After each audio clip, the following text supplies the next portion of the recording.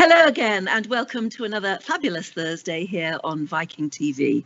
I'm Anne Diamond, and every week, as I'm sure you know by now, I'm bringing you extraordinary people to meet, to uplift, to entertain, and to inform you.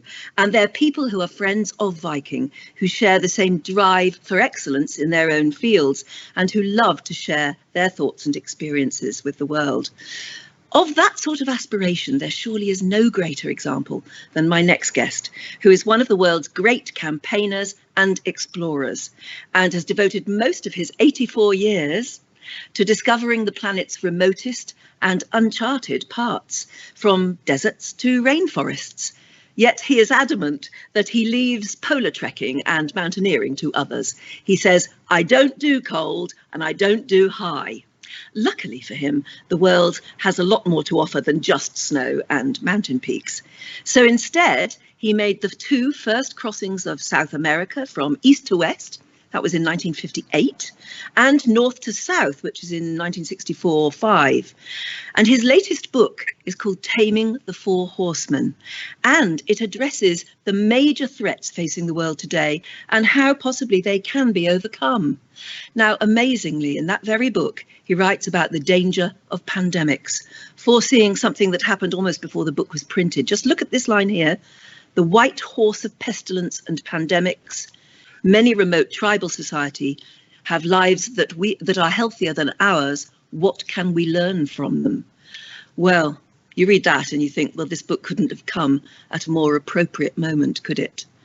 But ironically and very cruelly, it was coming back from a skiing trip that Robin was to learn so closely the danger of pandemic itself. And after a lifetime of travelling in some of the most perilous parts of the planet, the disease that could very nearly have killed him happened at home. I am thrilled, however, to be able to tell you that he is a COVID survivor.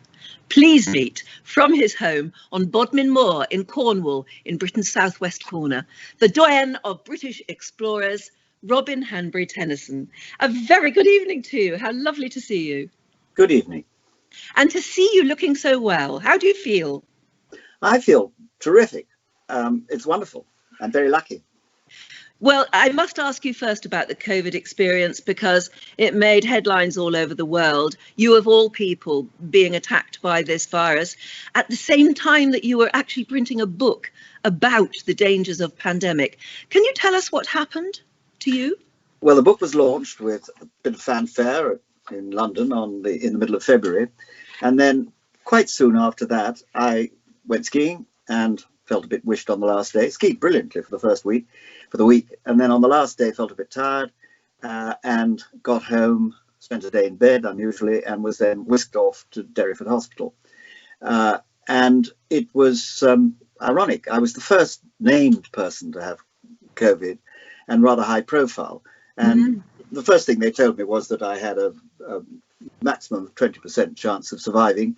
And that got less and less as the weeks went on. I was in induced coma for 5 of the 7 weeks I was there. I had a tracheostomy, I had kidney failure, I was on dialysis, I had everything. I was on everything you can think of. And but amazingly, the brilliant doctors and wonderful nurses pulled me through. Well, yes, you beat all the odds.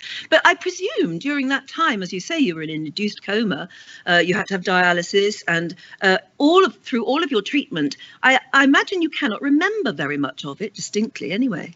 Well, surprisingly, I can remember rather a lot. I can't remember all the nasty stuff. I just have a sort of mental memory of hearing the tinkling of petri dishes as another injection was brought along and wishing that wasn't happening. But mostly what I remember very clearly are the extraordinary hallucinations that I experienced during the time I was there.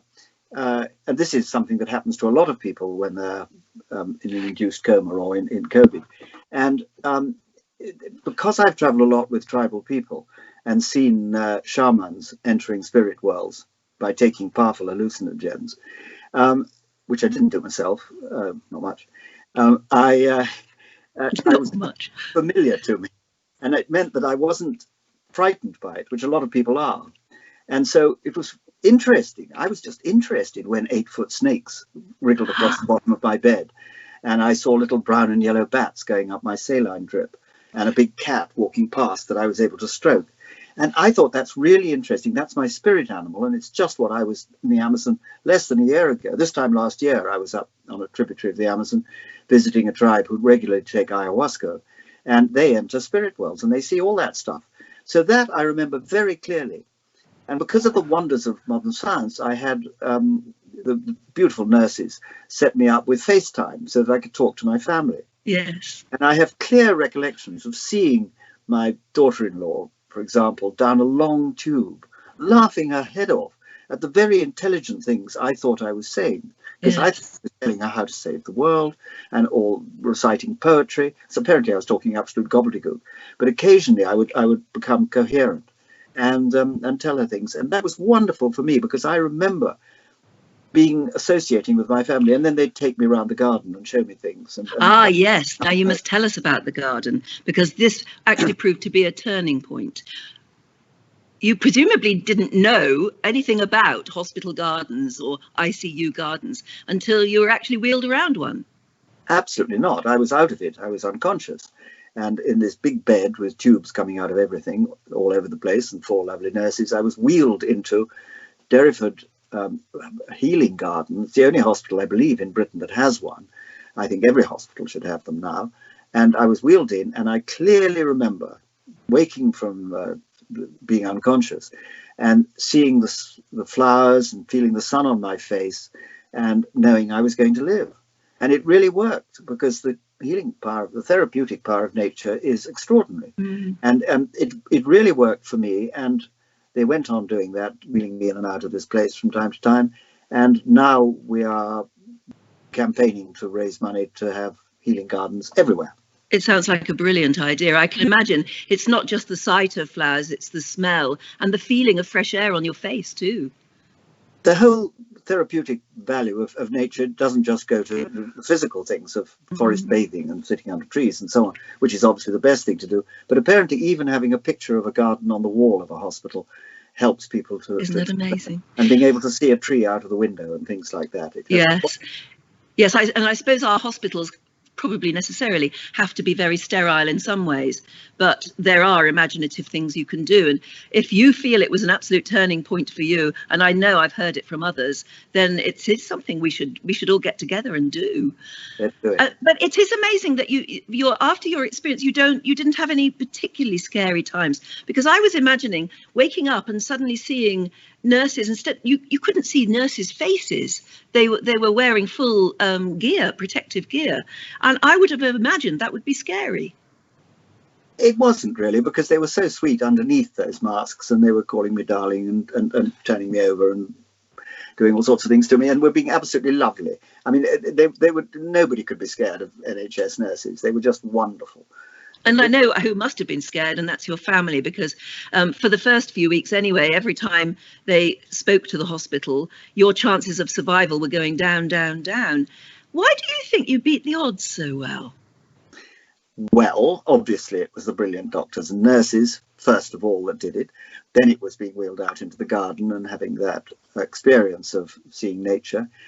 But since I got back, this question's been asked quite a few times. Mm-hmm. And my wife, Luella, dug out something I wrote a few years ago that I'd completely forgotten I wrote as an introduction to the encyclopedia of long-distance riding, of equestrian stuff, in which I was asked to advise people on how you get through difficult journeys. And I wrote this wonderfully pompous piece about how it is all in the mind. If you determine to survive, you jolly well will. And I bang on about that quite a lot.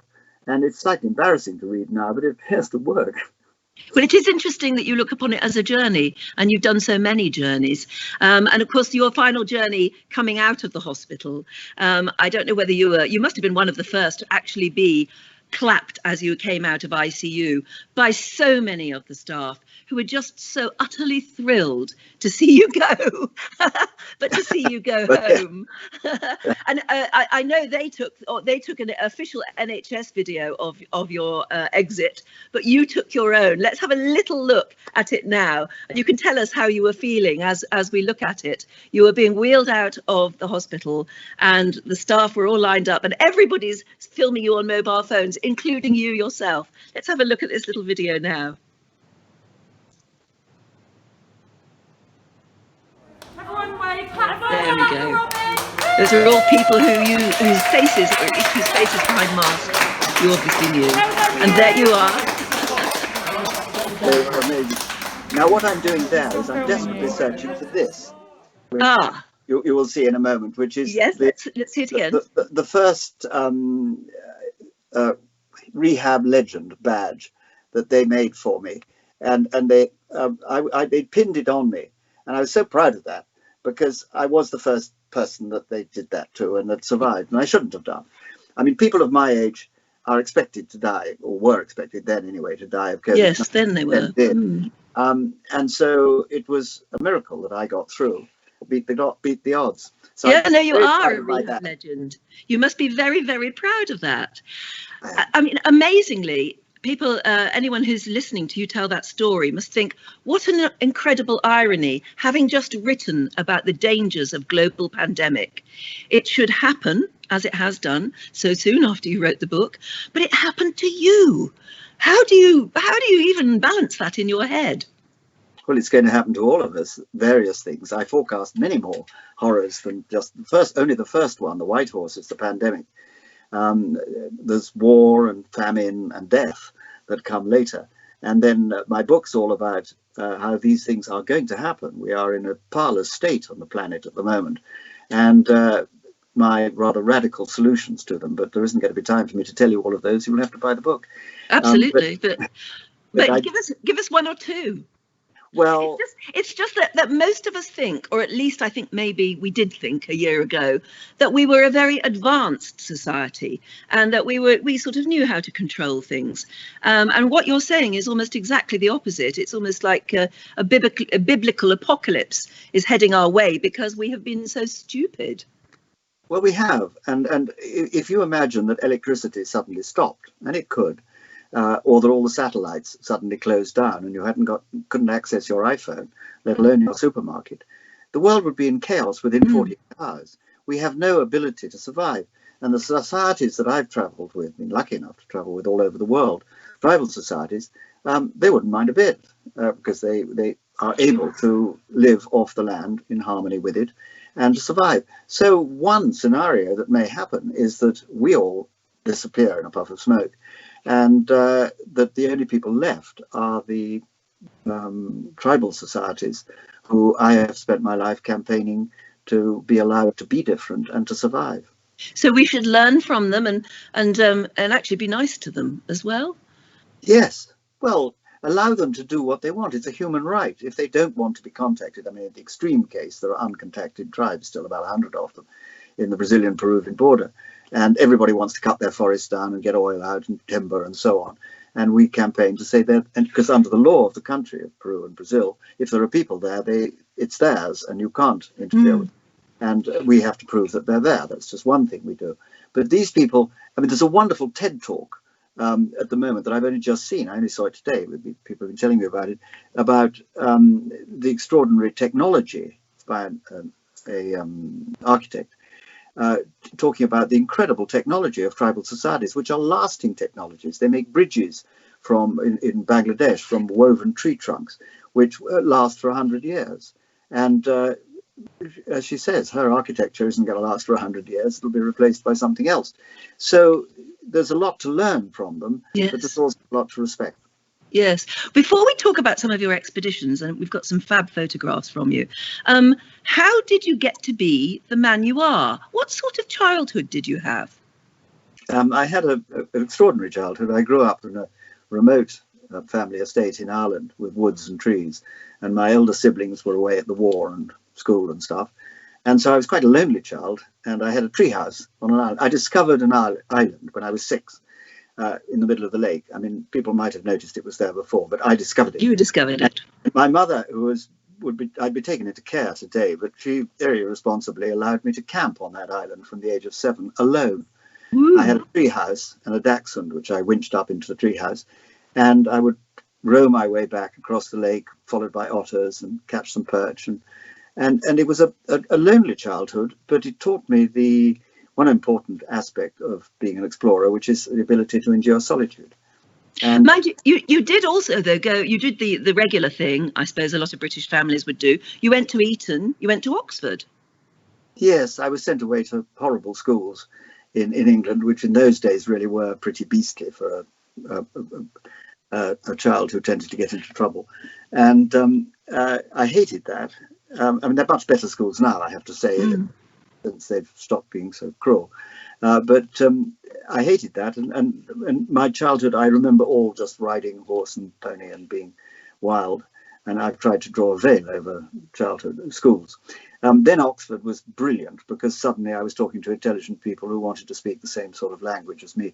My mother was a brilliant woman, trilingual and very intelligent, and she educated me until I was 8. So rather like a Jesuit child, I was already speaking Latin and Greek and French and German by the time I went to these horrible schools. And so I sort of coasted through them as a rather horrid, spoilt boy who everybody hated. But ultimately you rejected all that formality and sort of went off and did a bit of a hippie thing. You sort of went around the world. You were on various ships at one point, weren't you? Well, when I left, when I came down from Oxford, I bought a Jeep for £100 and decided that I would do the first overland from London to Ceylon. They'd just done it to London to Singapore the year before. A friend of mine had done the Oxford and Cambridge expedition. But I did it with an Irish friend in this beaten up old Jeep. And that was really my first expedition. We had exciting times in Afghanistan, getting kidnapped and all sorts of things happening. But then I sold the Jeep. The only place you could sell it was Ceylon in those days, Sri Lanka now. And I worked my passage on ships and I traveled like a bum. I was really the first sort of hippie traveler, the first person who traveled, as Prince Philip had said, everybody should go around the world on £5. Yes, you did it. I got sent little, occasionally I was bailed out by my family. But I worked my passage across the North Pacific and I traveled all through the jungles of Southeast Asia. And the people that I was meeting then were very innocent and hadn't been photographed before. So my photographs from that era have been exhibited at the National Theatre and made me famous as a photographer, which I never thought I was. I was just snapping away. Well, you were there. I know, but they are some beautiful photographs. We'll have a flip through some of them now, and you can tell us, because I'm not quite sure where you are at any one point. But that there is a lovely photograph. That's a tribe called the Tapirape, who were very little known. I've actually been back with those photographs and shown them to them. And she's now a little old granny, and she whooped with joy when I showed her that picture, because that was taken in 1958 when we were traveling through. And so and that's an uncontacted tribe then, the Shavanti. It was a first contact. They came out of the forest and we made friends with them, and they'd massacred everybody they'd seen before, but for some reason they didn't massacre us. How did you even start to communicate with them? Well, it's communication is an interesting thing. It isn't really about language so much. It's about I believe the two most important characteristics in human society are hospitality and sense of humor. And if people, not those, because those were nomadic hunter-gatherers, but often tribes that I've arrived at who are very suspicious that I may be a missionary or a government official or some person who's destroying their lifestyle. So they view you with some suspicion to begin with, but they will always welcome you and offer you hospitality. They'll say it is assumed that you will stay. And then if you're able to make a few jokes and show that you're a human being, I mean, I usually have a few balloons about my person, and if you suddenly something big and red comes out of your mouth and the little children are all sitting around watching and you pretend it didn't happen, and you get a laugh, and they realize that you're not a bad person. And that sort of communication is much more important than labored language. And isn't it interesting that a tribe that has generally been uncontacted, as you say, that's the word you use, we still have something in common like that, a sense of humour, a smile, a laugh. That still goes down well with most of the tribes you've ever met? We have everything in common. One of the few really important lessons I've learned in my life by all this travelling is that we are all alike, and that really the differences that people see on the surface are transitory and don't mean anything. People are people. face to face, man to man, woman to woman. If you make a joke and you have a conversation, you are fellow human beings. That's all it's down to. And the prejudice and discrimination that's gone on throughout history is really very disgraceful. And, you know, is it really necessary that we now have to have a movement called Black Lives Matter? We ought to have learned to be better than that. Centuries ago. Yes, absolutely. We've got a few more photographs from the album of you mending a Jeep, by the look of it. I mean, I imagine that happens all the time. Your machinery lets you down in those terrains. Well, that was driving across. I don't particularly approve of driving vehicles through forests anymore, but I was then. It was the sort of thing to do. And we drove 6,000 miles, of which 4,000 miles had never had a vehicle on it. And this was going through a swamp the size of France, in the borders of Brazil and Bolivia, called the Banados of Izazog. And it was water. We kept getting stuck. And I developed this very clever thing of tying pieces of wood onto the wheels. It sounds easy. But that way we sort of clunked our way through the forest. And we made it to the other side. Nobody thought we'd ever do it. But, you know, the principle of life is that you start from A and you get to B. And somehow we did it. We built rafts that take. And there you are building a fire, which, again, you obviously know how to do from scratch, do you? No. I've seen it many times by tribal people, but I haven't got the patience, and I'm no good at it. I probably could if life depended on it. Apparently, it's really hard. There you are, yes. Now, which river are you going down there, do you think? This is on the Casiquiare, up in the river runs between the Orinoco and the Amazon. And it's got a lot of mosquitoes, and it's not very well known, wild place, still not very much visited. You look very young there. Now, who's this friend? This is Claudio Villas-Boas, one of the great indigenous heroes.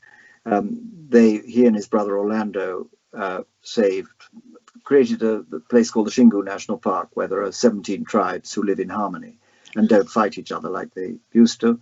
And they run their own affairs now completely. The great chief Aritana died last week of COVID. He was a great friend of mine. COVID, my goodness. And that's getting to them. And the new president of Brazil is an absolute disaster and wants to get rid of all tribal people and all rainforest. Well, let me just ask a question then. It's coming in from one of our viewers, Linda Johnson from Roanoke in Virginia. Hi there, Linda. She says, when you first make contact with indigenous people, aren't you worried about transmitting disease to them for which they have no immunity? Absolutely. Very good question. One should never go. I mean, I was in an era that was different from today. Today, we know much more than we did when I was a bumbling hippie. Of course, you would never go into a fragile tribe if you had a cold or any disease, because they have no resistance to them. I don't think I've ever done that or caused any trouble, but I don't know.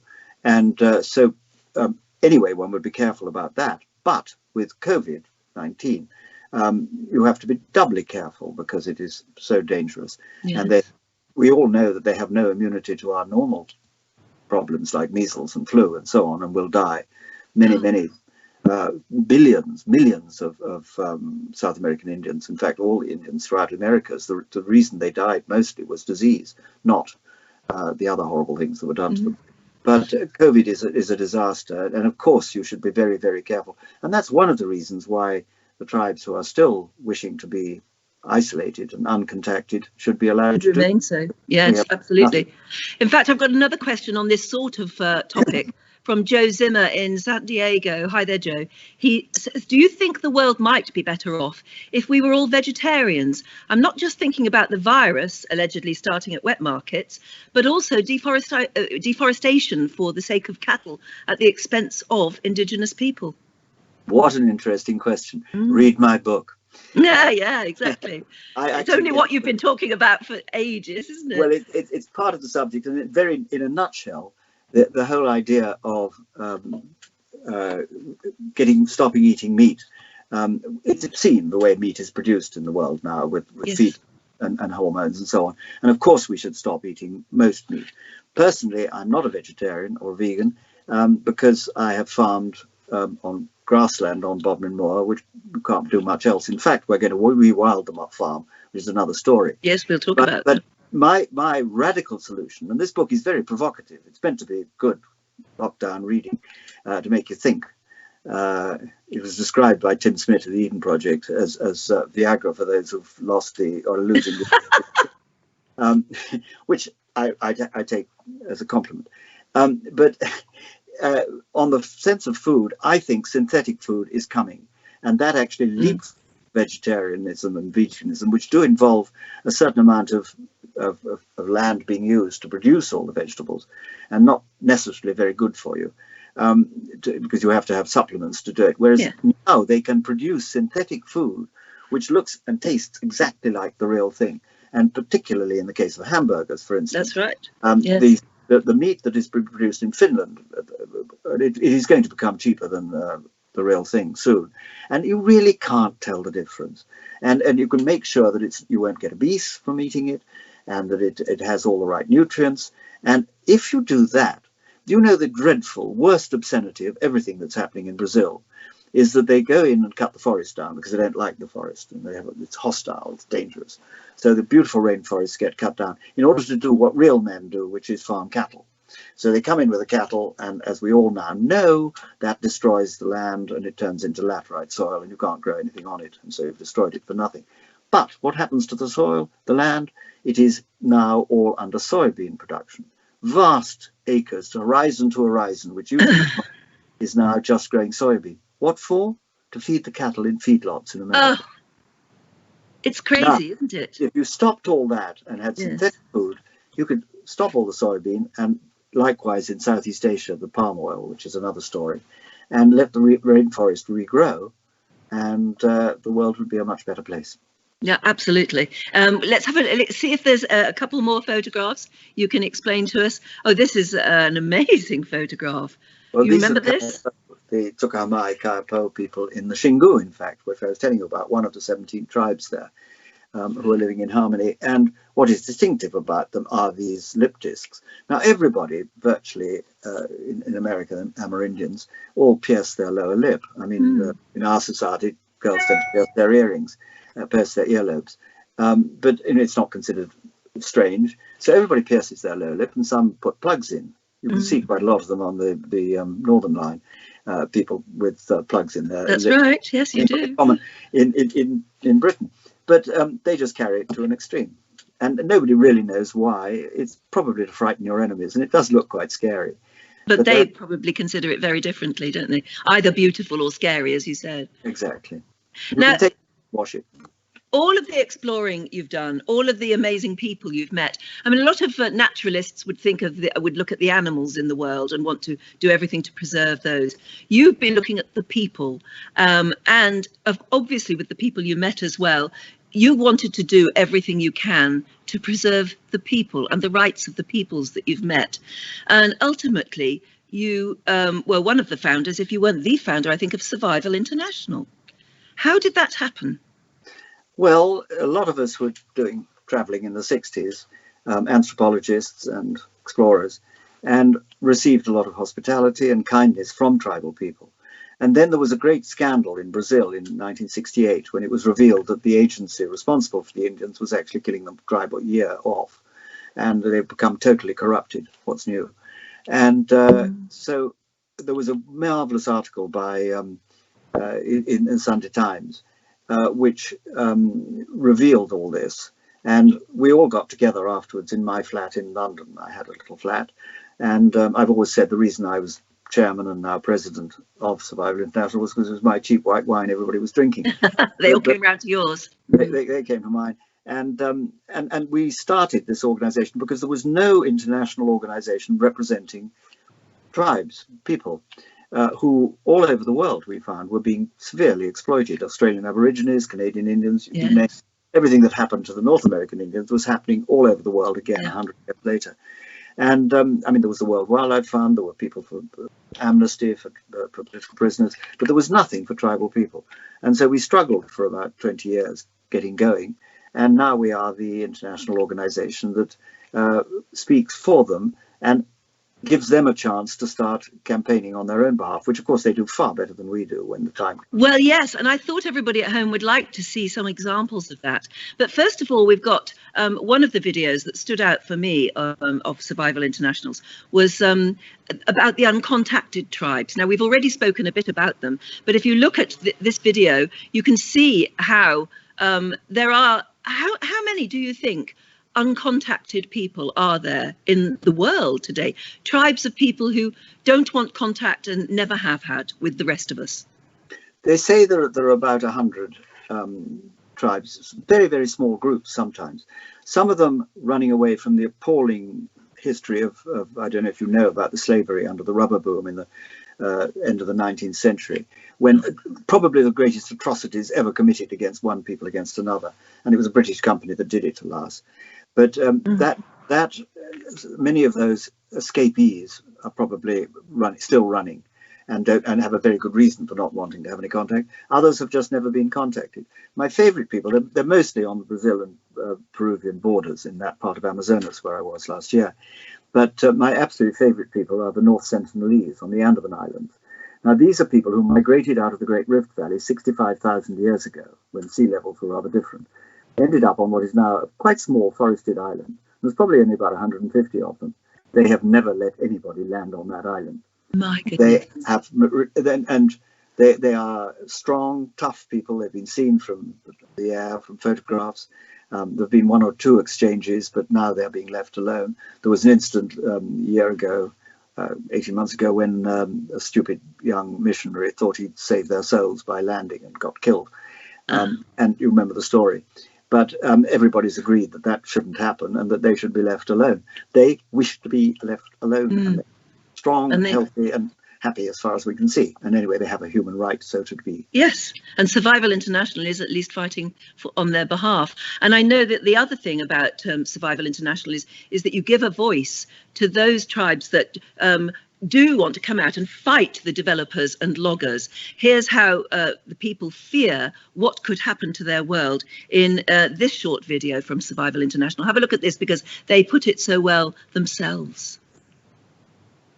অঞ্চল ভিতর ওই বেদান company বানাঙ্গা মাঙ্গে অসুবিধা কেতু পিমানিউ হরু মাকতাও বলি বেঞ্জু যদি হরু ক্রাপে আতোতিসে মাঙ্গে আন্না সুবিধা নে বেঞ্জু যাহা মানিয়ামগিরিনি এয়ু সারি বিস্তি হপি মানে এয়ু বন্ধ আগুইনু এদি আছে এয়ু হউ বিত্রকনা আগুইনু তিসে কা এ বান্দাতা মানি মিনু বেদানগা বটো মেতু সেনি পুরবাসি হানে এসো মানে হাঁদেরু বেদাঙ্গা আমার নিয়ামগিরি পাহাড় ছুঁইবক দরকার নাই আমার পাহাড় নেবাক দরকার নাই আমার মাটি মুঠেকে নেবাক নাই এতকি মাটি নেবাক দরকার নাই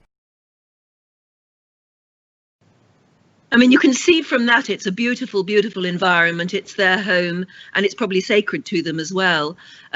And the loggers and the developers would go in and destroy it. And that's happened again and again throughout history. And that obviously has been the main battle that survival's been fighting against developers who will destroy a peaceful and harmonious society. Unfortunately, worse things are happening now. With a lot of people being moved in India particularly, but also in Africa, out of areas that are being protected in the name of conservation. And that's a much more difficult battle to fight because everybody loves animals and don't like poachers, and they have horrible pictures of rhino horns and elephant tusks and things being taken. But unfortunately, it's the tribal people who have lived in harmony with the wildlife on their country who tend to be easier targets than the real poachers, the real baddies. And so we're having quite a battle at the moment, not campaigning against people being evicted from areas that are designated as conservation areas, because the best conservationists are the tribal people who've lived with them in perfect harmony for thousands of years. And as you say, they have a right. Going through some of Survival International's own videos, I was also fascinated to bring up this one. And this is about how your campaigning can give a voice to those from tribal LGBTQ communities. Watch this. This is a young man saying, we're bringing colours to the indigenous movement. Olá, gente. Eu sou Arizona Guajajara, da terra indígena Araribóia. aqui do Maranhão. Eu venho aqui para falar para vocês, né, da luta dos LGBTs indígenas, que estão hoje trazendo para o movimento indígena o colorido da resistência, o colorido da paz, o colorido do amor, que vem para somar com o movimento indígena, trazendo ideias, trazendo estratégias. A gente vem para caminhar junto com as lideranças, junto com as nossas organizações, né? E que eles também possam estar dando espaço para que nós LGBTs possamos estar mostrando a nossa realidade, estar mostrando as lutas que estamos enfrentando no dia a dia e o que nós estamos pensando, né, para o futuro. And as he said there, Survival International is giving a voice to people to tell all sorts of stories, including his. Well, their cosmos, their view of the world is so different from ours and so much more loving and peaceful and harmonious in so many ways. It doesn't mean they're perfect. I mean, they do fight, they kill each other, they have problems like everybody does. But they have a better worldview, I believe, than we do. And I've seen it so often where, you know, people are accepted for what they are rather than what prejudice would say they should be. Over the years, Survival International has been able to pull in some very influential people to the cause, and it's fascinating to watch who has got involved. Let's have a little message here from Archbishop Desmond Tutu.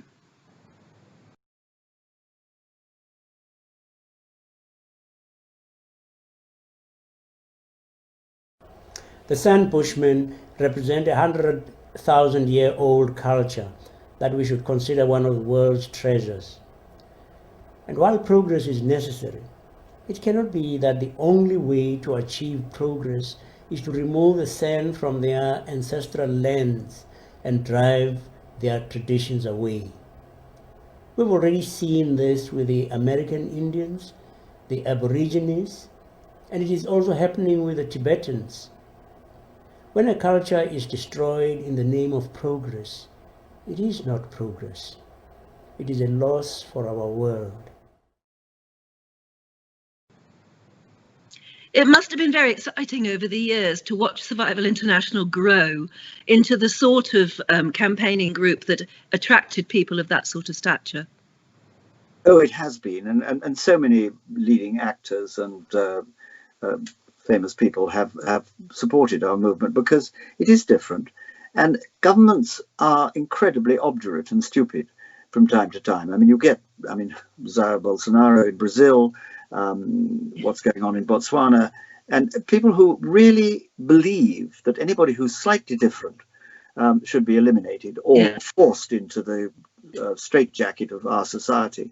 And it is extraordinary how otherwise intelligent people who are very good at running the economy of their country or whatever gets them elected just have a blind spot about the interesting, fascinating, delightful people like the Sand Bushmen and want to get rid of them because they find them an embarrassment. They can't see that their country is all the richer for the variety. Yes. And I mean, we can go back throughout history with all how awfully we behave towards the Australian Aborigines, totally failing to recognize the magic of their societies, all the North American Indian societies. And we are sort of divided in an extraordinary way. Most intelligent, educated people actually understand all this. But unfortunately, ignorant, stupid, bigoted people tend to get to the top of the tree politically. And it can be left so late. I mean, you look at it's 200 odd years since we took Ayers Rock off the Aborigines, and now have given it back. It's now called, what is it, Uluru? And now we are gaining some respect. But how late is it? We've decimated their society, and there's hardly anything left now of them, although they are reclaiming it now and they're reclaiming their rights. But 200 years of waste. It's almost always just too late. It sort of seems to be part of human nature to leave everything to the last minute.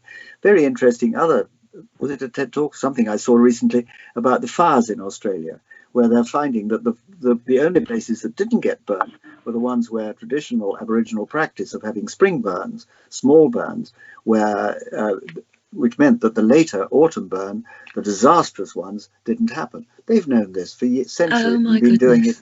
And that was one of the projects I was involved in at one point. And if they'd done that, bringing the elders, bringing the young people back into the bush and showing them how to have a spring burn to avoid massive fires later. Yes, if only we had respect for a previous culture or an alternative culture. But for those who like a bit of show business, Survival International is now big enough to pull in quite a few big names. Here is Yusuf Islam joining in Songs for Survival. Have a look at this. I got a call from Martin Terefi, who is a great producer, and he believes in a lot of good causes, and he brought my attention to this, the survival organisation. And my concern, obviously, for many years of my life about the earth and the people who live on it, and the disappearing cultures. It felt really right to do something, So I was very eager to join in.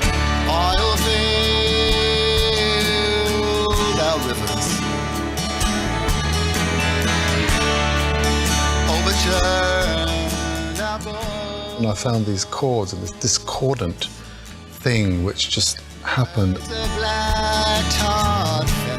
This chord got me going, and then I found these words, the edge of existence, and that was it, the beginning. Our coast, we're on the edge of existence.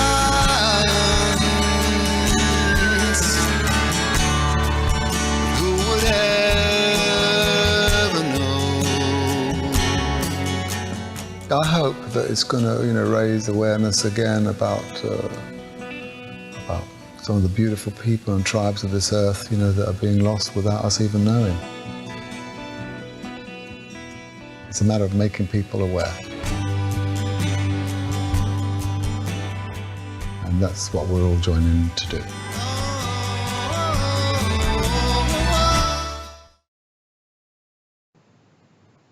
Wonderful pictures there. And just in case you're sitting at home scratching your head and thinking, I know that man, Yusuf Islam, of course, used to be the teenager's heartthrob, Cat Stevens.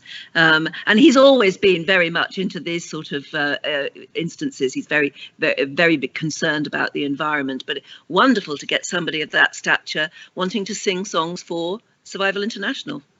Absolutely. And you're so right, Anne, that respect, which was your last word before the clip, is absolutely integral to it. People need to respect each other in this way. And incidentally, those clips that were going in amongst Cat Stevens, they were mainly from the Xingu, which was what I was talking about earlier, 17 tribes in Brazil. And the last one of that person with the bow and arrow was, I think, a North Sentinelese taken from a photograph, the people who've never been contacted. Why is it when we look at some of those pictures, those of us who've never really thought about it, frankly, before, and may often have just shrugged them off and thought, well, they're from a different part of the planet, they're not part of my world. But why is it we suddenly do feel drawn in? It's their faces, it's the fact that they are close to nature, and maybe we envy that a little. Yes, I think that is at the heart of why we started Survival International. Those of us who've had the incredible privilege of meeting these people and staying with them for a time and recognizing their extraordinary uniqueness, but also their common humanity with us. That's what motivates us. John Phelps in Portland, hi there, John, says, have you ever felt frightened, though, or threatened by any of these indigenous communities? No, I have to say I haven't. I've been very lucky. My best friend, surprisingly, who I made the first crossing of South America with, 2 years later went back on another expedition to find the source of a river that we'd gone quite close to. And he was happened to be by himself. He wasn't doing anything irresponsible because it was an area that was known to have no Indians in it. But unfortunately it did. It had an uncontacted tribe whose territory he was invading, and they killed him. Oh. And, he would have been the first to say that it wasn't their fault.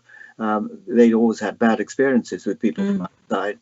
So, and the great cry of Marshal Rondon, who started the Indian Protection Society, which is out of which all this grew, was die if you must, but never kill. And Richard could have fought back, but didn't. That he didn't well know. His body was found clubbed to death. And we suspect that he didn't know about it, I hope. But if he had, he would have been the first to agree, because he was very interested in the whole subject of tribal society. and he would have been the first to say that it wasn't their fault. And in And fact, yet you can see how an incident like that, allowed to get out of hand, could cause real violence between an uncontacted tribe and our so-called civilized society. absolutely, retaliation, bombing, infecting with smallpox in the days when it still existed. Yes, that's been the cause of it: ignorance and lack of mutual understanding. Yes. Okay, so finally, let me just show everybody a clip again from Survival International's own. If you want to see longer clips, and there are so many of them, and every one of them is absolutely fascinating, go to YouTube, just type in Survival International, and there are so many brilliant videos. But I thought you'd love to see this one because it's from singer-songwriter Katie Tunstall, and she just expresses it so well, and her music sounds so lovely as well. So let's finally have a look at this little song for survival from Katie Tunstall. I was really amazed by this footage because I didn't really know anything about it. I really hadn't even considered that there was tribes of people living within the rainforest with their own language, their own culture, and it's been like that for, well, who knows how long. And the stories about the massacring of these tribes of people as if they were just trees to be cut down to make space is it's just absolutely dreadful. You know, when you think of these fantastic isolated ecosystems that are discovered, and you think, we must leave it alone because us interfering will ruin it. Really, it's so fragile and so precious. For me, it's just much more about respect. You know, we have to celebrate and preserve the fact that here is a harmonious, natural situation. We human beings can ruin this situation. We can completely undermine their ecosystem within where they live. Nothing has been raped, nothing has been pillaged. It's really coexisting, which is the antithesis of how we've ended up, where we really just absolutely ruin by our nature because it's just consumption, and greed. Down, down, cut me down so I can lie on familiar ground.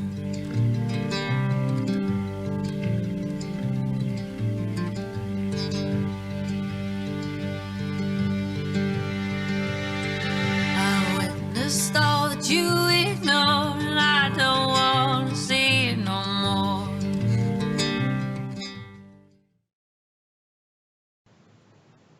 There you are, Katie Tunstall, talking and singing about it.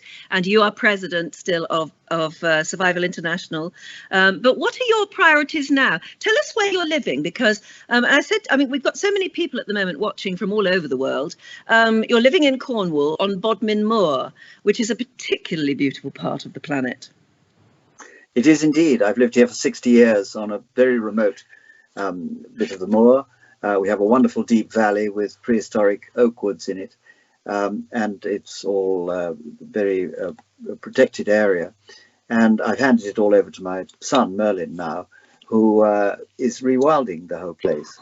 And it's incredibly exciting to discover how, again, like the therapeutic garden that I was taken out into, which saved my life, many people are now suffering from the stresses of modern life and want to have a healing environment that they can go to. The Japanese are way ahead of us with this, with forest bathing, they call it, where it used to be called tree hugging, but as a therapy. And he's now setting all this up here on the farm, and it's very, very exciting. I'm very proud of what he's doing. Absolutely. We'll talk about Merlin, see if we can drag him in a minute, although he claims to be washing your granddaughter. Congratulations.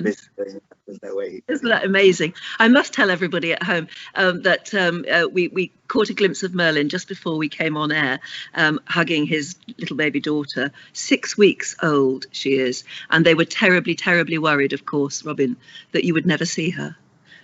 Well, they told me that I had to stay alive in order to see her. Which it was one of the things that was encouraging me to fight my way through. Oh my goodness, that's absolutely wonderful. 3 generations of you now.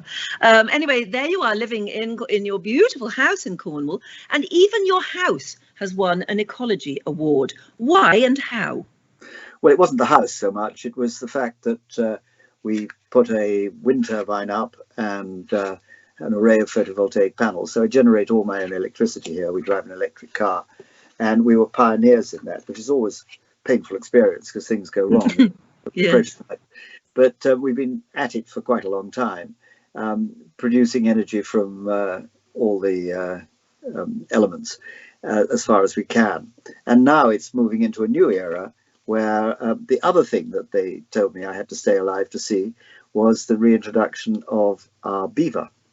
Now, tell me all about the Beaver Project, because, and actually, while you're telling us, we've got some of the video you shot of the release of one particular beaver. I have to say, watching this, I didn't know beavers were this big. They're huge. And why is it important we reintroduce them? Because effectively they've been extinct, haven't they, in Britain? For 400 years, but they are native to Britain.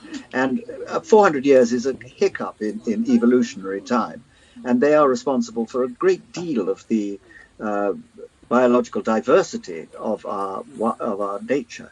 So that here she is, she's a zoo animal. She's the first time she's been out, she bumbles about and has a look at everybody.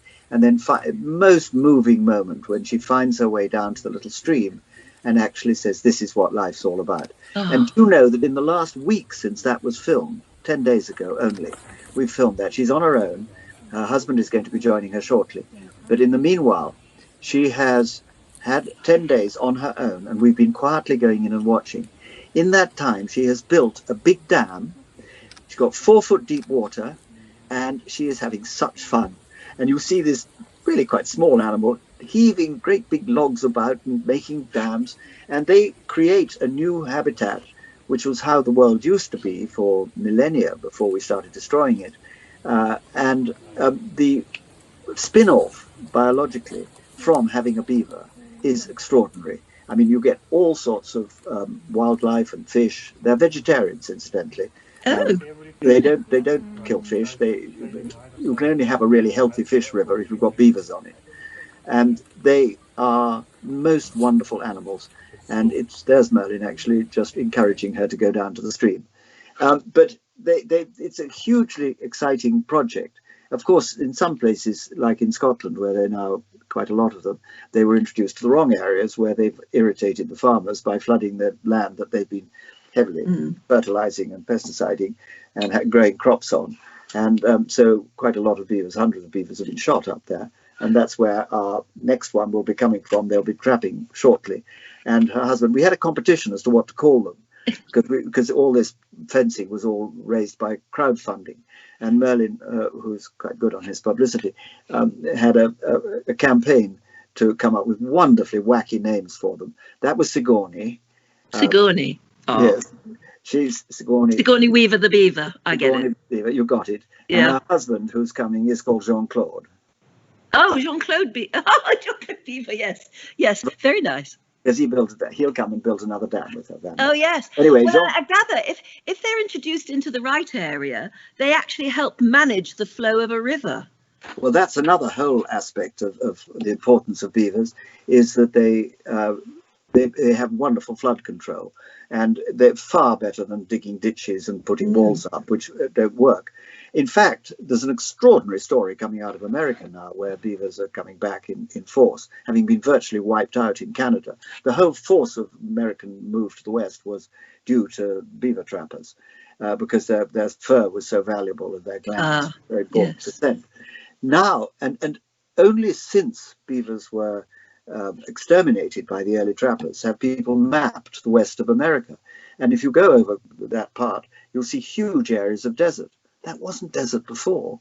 It was all green because the beavers managed the water. And then now the beavers are bringing the greenery back, and it's all happening. Well, yes, it's called, again, it's a return to a respect for nature, I suppose, isn't it? Absolutely. Incredible. Your house must be full. I mean, any traveller, any explorer brings back things from all over the world. Your house must be full of bits and pieces that you've brought back. What are your most treasured mementos? Well, it was full of bits and pieces. It was cluttered. And then when we handed it over to our son and daughter-in-law, we thought it was time to clear out all the rubbish, which would otherwise go in a skip. Who wants bows and arrows and feather headdresses and stuff, some of which are priceless? So I gave them to my old school, Eton, and they're there in the Natural History Museum and can be seen. There's a whole gallery of Robin's artifacts. Oh, that's brilliant, because they should be. Attached. Yes, they should be seen and admired. I But suppose your most treasured? my most treasured possession, I suppose, is my gold medal from the Royal Geographical Society, because that makes one a legitimate explorer. And that is brilliant. I know. That must be quite something. Well, it kind of makes it all worthwhile. Yes, it really does. It's real recognition from the people who you respect, actually, as well. Yeah. Yeah. You didn't like turning 80, did you, very much? So you decided that instead of being an old fogey, as we say in Britain, you wanted to be seen as something more than that. So you set yourself some amazing challenges. Yes, I really found, I mean, I've always wanted to be older than I was, because when I was young, I was sort of pretty boy. And, you know, that was partly what drove one to do silly things. To do all the silly things, yes. But 80, nobody can pretend that 80 is young. And so it was rather a shock arriving at 80. And I decided to do 8 silly things and raise 80,000 for survival, which I did over the next year. I raised over 100,000, actually. But the first one, which was deeply unpleasant, was to run the London Marathon. And here I am nearing the end with my wonderful daughter-in-law, stepdaughter, one of my, married to my stepson, Savannah, who is, you can see she's got her arm in my back and pushing me. Yes, you can do it. Because I'm saying, do you think I could get... Is it the first marathon you'd ever run? First time I'd broken into a trot since I was at school. So it was... So did you do years of training for that? No, because that is quite something. All the professional, all my friends who run and jog and ruin their legs doing silly things, they were all telling me I must do quarter marathons, half marathons and build up to it. Yeah. I said, don't be silly. I'm going to suffer horribly once, and once is enough.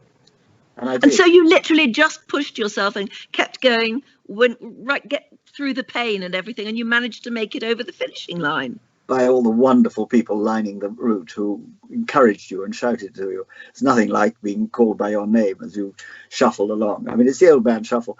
Merlin ran it as well, and my target was to do it in twice the time he did. And since I'm nearly 3 times his age, I thought that was a fair bet. He was hoping to do it in 3 hours, and I was hoping to do it in 6.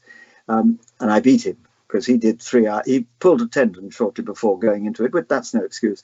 He did it in 3 hours 20, and I did it in 6 hours. That is amazing. Well done. And what was it like actually crossing that finishing line? It was a great relief, because it is deep. Have you done it? No. Go on. Now, you see, I tried the training and got put off by the training. Maybe I should have done what you did. Exactly. Just go for it once. No, it is a horrible experience, but once it's over, you feel very pleased. Yes. And you did a few other crazy things, like you parachuted out of an aeroplane, you abseiled some amazing place. Well, what can go wrong with parachuting out of an aeroplane? I mean, you just jump out. And fortunately, I was attached to a happily married Marine who I knew what he was doing. I mean, it's easy, really. But much more difficult than the marathon was the deepest cave passage in Britain, which is in the Peak District, and where I had to abseil 750 feet straight down into the dark. And that was very scary, because I'd only abseiled once before, about 40 years before, and couldn't remember what to do with my carabiner. But after that, when we got to the bottom, my great friend was the world's greatest caver, and he's in all these books, Andy Evis, had done the dirty on us, because Merlin came down as well. Of course, he went down sort of like an SAS person who goes all the way down. I was like, boing, boing, boing. Anyway, we got to the bottom and said, wow, high five, we've done that. Can we go get out now? And Andy said, you have to go through something called the colostomy crawl, which less people have done than have been to the moon. But I thought you could probably do it, Robin. And that is 600 meters through a little natural underground pipe tube. And you literally have to crawl your way along it. Swim along. You couldn't even crawl on all fours. You'd have to sort of make like a seal. And I kept getting cramp, and my language became appalling. But we got through, and we made it to the end. And even the North Countrymen of the Peak District were quite impressed. And fewer people have done that than have gone to the moon. Yes. I am pretty much in awe of that. So was I. But you keep, I don't know why, this is how you keep going. You keep setting yourself targets. I gather your next one is to climb up Cornwall's highest mountain. Now, I thought you didn't do heights. No, well, this is hardly a mountain. Cornwall's highest mountain is only 1,300 feet high, but it's best we've got. And you have to remember that for every week that you're in intensive care, it'll take a month to recover. And I came out and I could barely, on my Zimmer frame, go 10 yards before collapsing. And that was on May the 3rd. And so I said, well, on October the 3rd, I'm going to be well enough to climb Cornwall's highest mountain. And it is a 7-hour walk, 3.5 hours in and out. Yeah. So, and I'm not there yet. I don't know that I'm going to be able to do all of that, but I've just got to get to the top. I may have to cheat and get a lift some of the way, but it doesn't matter as long as I get to the top. Well, but we did talk at the beginning about how you've obviously you've survived COVID, and I would have thought that would have left you feeling pretty weak, no? I am quite short of breath, but where the spirit is willing, I'll get there. And I hope to raise 100,000 for a healing hospital in Truro. A healing garden. A healing garden in Truro. Yeah, I think that's a wonderful idea. Do you know how much? 100 grand. That would do it, would it? Well, I don't know. It'd be a help. Yes, absolutely. I've seen a few healing gardens myself.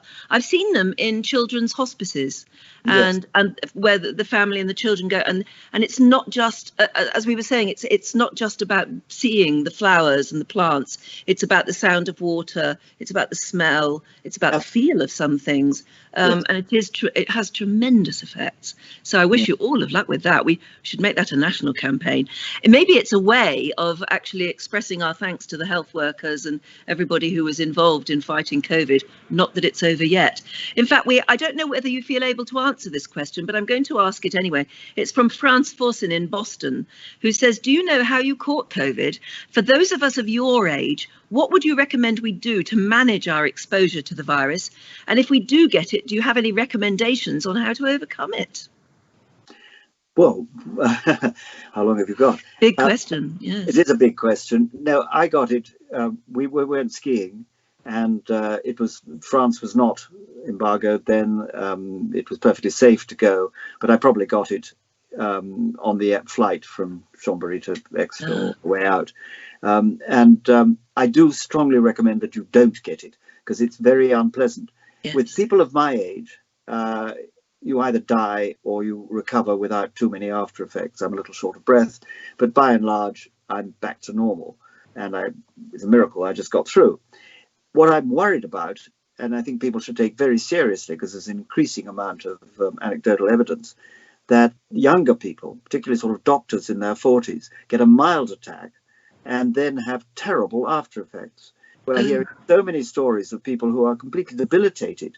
They've got strokes, they've got heart palpitations, and they're completely debilitated by having had a mild attack of COVID. So we've got to get rid of the darn thing. And the best way, I'm afraid, is just to self-isolate as much as possible. It's boring, but I'm afraid it is something we have to do. Everybody should be wearing face masks in supermarkets and not making silly opposition to it. I mean, do you remember seatbelts? Yes, I do. Seatbelt. And I used to, back in the 60s, I used to smoke like everybody else did. And it was outrageous being told you couldn't smoke. But, these are things that are serious and that we should actually accept. Well, and frankly, that's what your book touches on as well, is that, I mean, you talk about pandemic in the book, and the fact, why did you feel it necessary to talk about it? Why pandemics? Why have we made ourselves vulnerable to pandemic? Because I think we've devoted our resources to completely the wrong things. We haven't examined the small things, the infinity of life on Earth, of microbes, instead of which we've been looking outwards and spent an awful lot of wasted an awful lot of money, I believe, on space research, which I find rather boring, because I don't want to go to space. And there's a kind of nihilistic attitude towards space research, which is, we've screwed this planet up, let's go and live somewhere else. Escape to another. It's a terrible idea, because I don't want to spend the rest of my life in a spacesuit. Anyway, had we devoted those sort of incredible sums, 830 billion, I believe, last year for NASA, on researching microbes and the extraordinary diversity of life within every cubic centimetre of soil, there is more life than you can imagine. There are more life forms on your eyelashes than there are people on the planet. And that is interesting. Those are real people. We won't go into my large intestine and tell you how many life forms there are there, because it's more than there are stars in the Milky Way. And this is all what affects your mood and your diet and everything. Yes. And this is what we should be researching, because if we understood how the microbial activity of our bodies and of the soil and of nature actually worked, we might have not fallen into the trap of having a pandemic. And if we had, we'd have known how to deal with it. And do you have anything to say on where we think the coronavirus originated? Somebody earlier, one of our viewers earlier, talked about the wet markets in China, and you can't imagine anywhere less respectful of nature and other forms of life. I agree. I mean, we don't know, obviously, how could I know? But it does sound absolutely disgusting what goes on, and I've seen it. I've seen, great platefuls of frogs with their heads being cut off one by one. And these things should be stopped. But and the disgraceful trade in endangered wild animals and all that is very dangerous. But on the other side of the coin, there is also the obscenity of so much modern farming. And when people say, yuck, I don't want to eat synthetic food and something that's been made in a factory, I say to them, go and see a factory farm. Yes. Go and see a feedlot, and you'll be much happier to do that. Yes, absolutely. I totally agree with you there. Janet Hanson from Fort Lauderdale says, if you were young right now, what would your career be? Same thing? I wish. I don't think it would be. I feel very sorry for people. I know so many young enthusiasts who care so much about the environment and would love to have done what I did. I was very lucky. I was in an era when it was possible to do it. It would be irresponsible to do what I did back then, now. On the other hand, what is so exciting is that the young are now realizing what we have done to the planet and are doing something about it. Yes. I think Extinction Rebellion and Greta Thunberg and everything is enormously exciting, not because they're right. I mean, they've got a lot of stuff wrong there, but they are enthusiastic about saving the planet, which our generation has screwed up. And I think that if I were young again, I would be campaigning to save the environment in any way I could. Well, you've been doing that all your life. Yeah. I mean, very ineffectually. Look at the way the rainforests have been destroyed on my watch. Tribal people are now recognized universally as being of importance, and it's only some stupid leaders who are still destroying them. We haven't got there, but the destruction of the environment that I've seen on my watch has been appalling, and I'm very ashamed of that. Well, you shouldn't be ashamed. The rest of us may be. Can you remind us the name of your book? Says Cassie Copeland in New York. And how do we get hold of it? Amazon, or you can get it from me, from my website. You get a signed copy then, and I'll dedicate it to you. Oh, wow. Yes, that's good. Yes, and that's just by Googling your name, Robin's Books. Robin's Books. Robin's Books. Yes, and we get that. Get that, or you can get it on Amazon. But get it from me. It's much more fun, and I'll post it to America or anywhere in the world. Oh, that's lovely. Oh, that's really smashing. And Harriet Moore in San Pedro is very concerned for you because she says, if your son is living in your house, where are you living? We gave that house you saw the picture of, our old house where we've been for. I came down here 60 years ago, so I've been here a long time. I gave it to him for Christmas, at Christmas, and he and his wife and now baby have moved in there, and we've built a house 70 yards away. Oh, brilliant. So you're all together. And your son obviously isn't coming down. He's not anywhere there, is he? No, I'm sorry. Not. No, I'm it sorry. was nice to be pulling him in, but as he said, he's got to go and bath the baby. And all I can say is congratulations to you on that. And isn't it wonderful that you made it to meet her? What's her name? Loveday. Oh, that's lovely. It's an old medieval English name, which has now died out in most of England, but is still very popular in Cornwall. Well, you've got some wonderful names because you're Robin, your son is Merlin, and now your granddaughter Loveday. Those are wonderful names. And my wife is Luella. Oh, that's fantastic. What a great family. Yeah. I have thoroughly enjoyed talking to you. And I know that from all of the messages we're getting, everybody right across the world, an awful lot of people in America right now have been watching you with real interest and love and real enthusiasm and support for everything you've been trying to do. So all I can say is thank you so much for joining us.